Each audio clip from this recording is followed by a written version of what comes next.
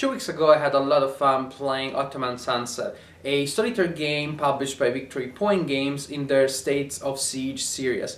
So I knew that I wanted to explore the series and the system more, so the next I picked up was We Must Tell the Emperor, another solitaire game, again in the States of Siege series, and here you play the role of Japan during World War II, and you will try to survive through a series of political and economic disasters from 1941 to 1945.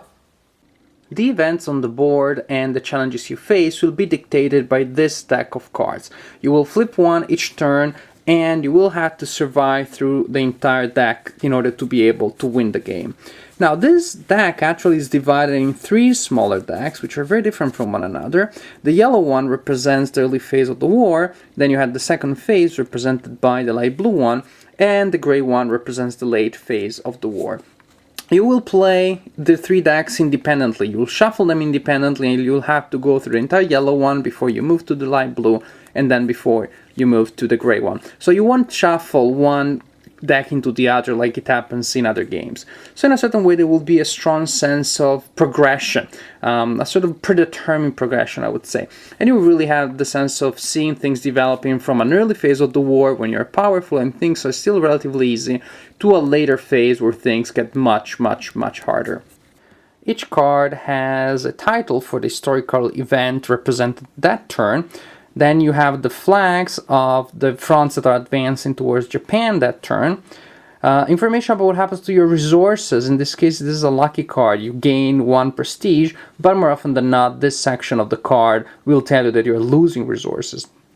You have the orders, meaning the number of actions you can do that turn, and what are the special modifiers that apply that turn. So in this case, attacking British and China is going to be easier than in other turns. At the bottom of each card, you have a short text telling you more about the historical events, but that doesn't affect the game in any way. So from the point of view of gameplay, these cards have a lot of information, but they're very clearly designed. Information is clearly organized. They're easy to read and interpret, so you will not have any problem there. This is the map of the game at initial setup.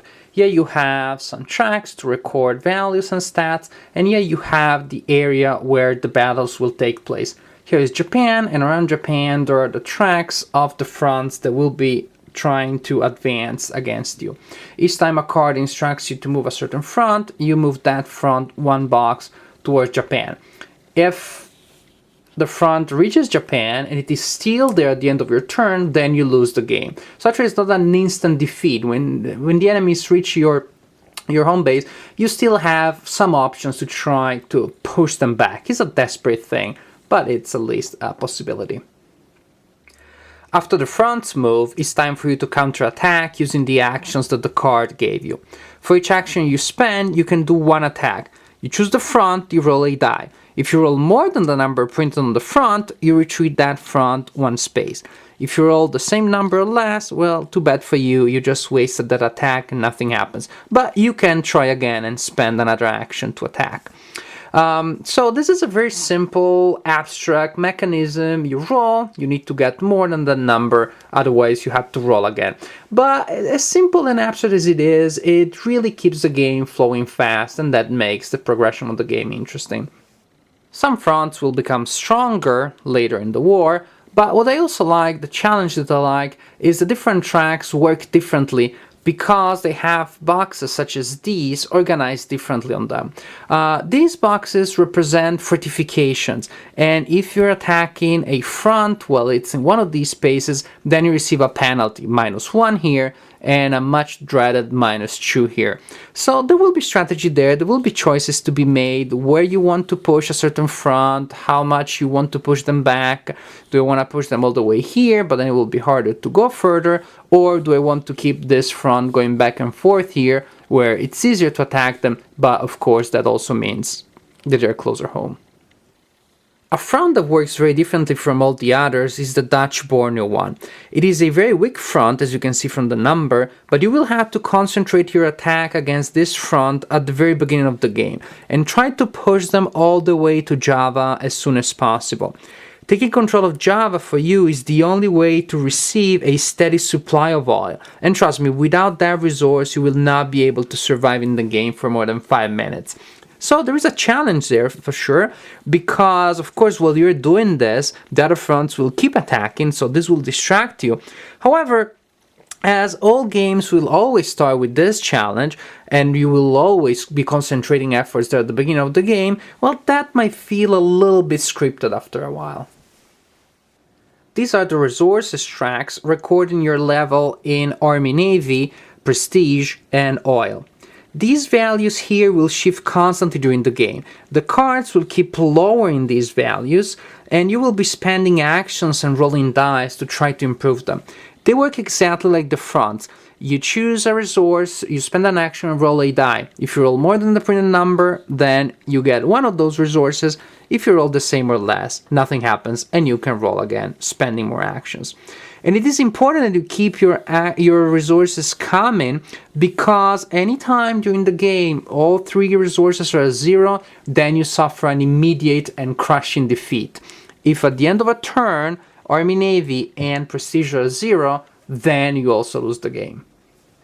If you manage to have the maximum level of a resource, which is 6, you receive a special bonus printed on the track and on the back of the markers. So for example, if you have 6 in Army Navy, then you receive +1 to your attacks, which is really sweet. So there will be a strategic option there, because you will be asking yourself how much and when you should invest to push your resources up and try to receive those bonuses, or to keep them once you have them. However, this option unfortunately will not be open for too long. In fact, for example, the bonus for the Army Navy just goes away automatically at the end of the yellow deck. And the other bonuses, they will just be very hard to keep, just because the later cards will keep lowering your markers constantly. So I find that after a while, all you will be doing with these markers will be just try to keep them from reaching 0. And in a way, to me, at that point, they start feeling very similar to the front tracks, where also you're trying to keep them from reaching a certain destination and not much else. So I think it's a pity, because it reduces the number of options that you have at the beginning and can make, I find, the later part of the game a little more repetitive. Sure, there are further options that you can explore, but they all feel very situational, because they come from cards that you can accept whether to activate or not, but you cannot really affect in many other ways.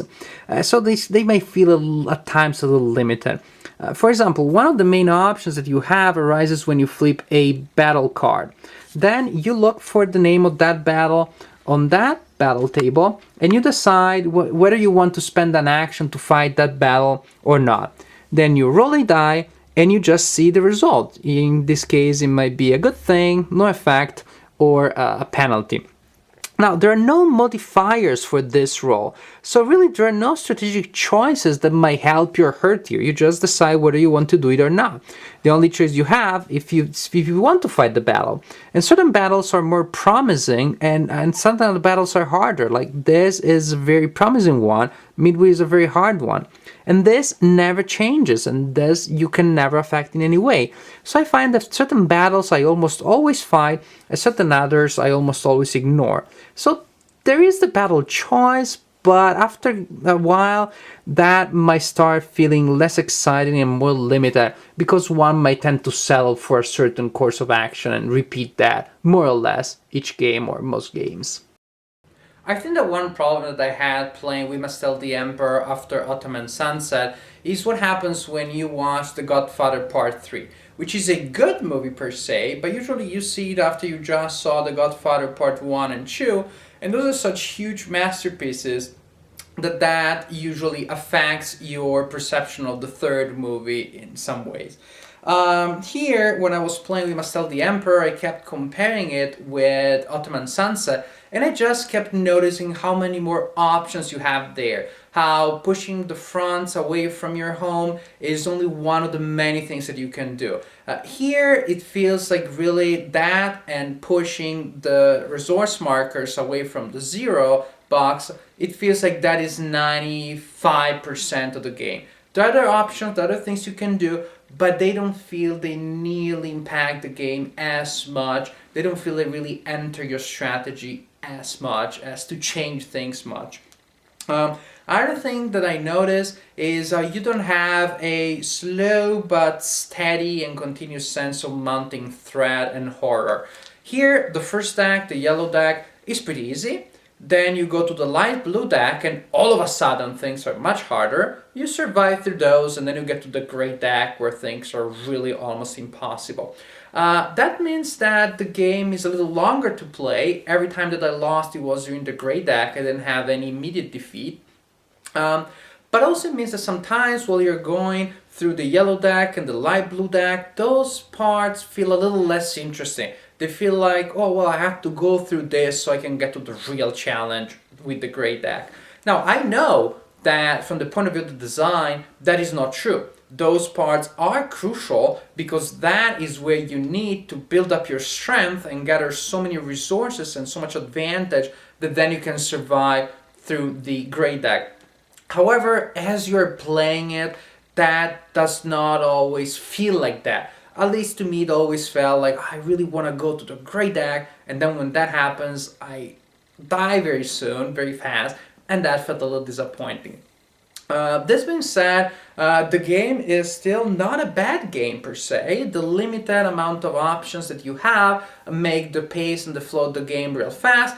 Flip a card, see the modifiers, move the front, roll, roll, roll, next card, roll, roll, next card, repeat. So it moves very fast and it kind of keeps you hooked once things start going. Another thing that I like is that it is very hard to beat. It's a very hard, it's a very tough game. So you'll be playing many times and you just want to beat the game. So at least at the beginning it's addictive because you just can't beat it. Bottom line, again, the game to me does not shine yet. There is nothing that is particularly wrong about it, but I'm not in love with it either. However, I know that there's also an expansion that is scheduled to come out, and I'm really curious to try that one because I want to see if this design that has potential with the expansion will have something new that will add something that at that point will make the game really shine.